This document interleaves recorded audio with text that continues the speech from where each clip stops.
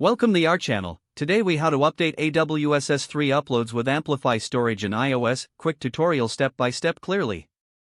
To update AWS S3 uploads with Amplify Storage in iOS, first, ensure you have the Amplify libraries installed in your Xcode project. Begin by importing the necessary Amplify modules in your Swift file. Next, configure Amplify in your app delegate or scene delegate. Set up the storage category if you haven't already done so. To upload a new version of a file, retrieve the original file from your S3 bucket. Use the Amplify Storage API to fetch the file, which allows you to confirm its current state.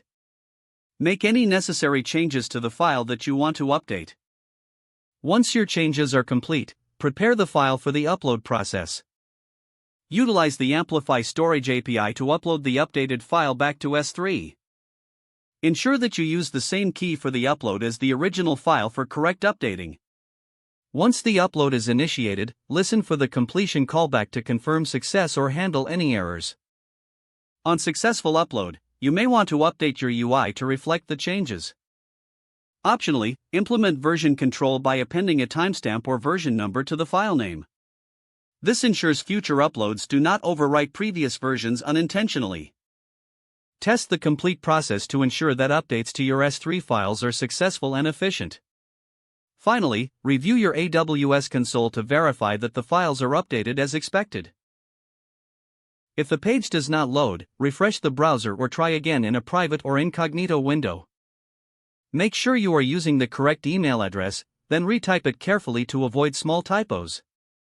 If your password is not accepted, use the reset option and create a new strong password you can remember. Check your spam folder for verification or security emails, then complete any requested confirmation steps. Enable two-factor authentication if available to improve account security and reduce unauthorized access risk. After signing in, review your profile details so your contact information and settings are accurate and current.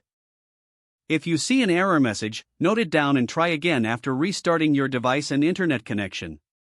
Log out when you finish, especially on shared devices, to keep your account and payment information secure. If the page does not load, refresh the browser or try again in a private or incognito window. Make sure you are using the correct email address, then retype it carefully to avoid small typos.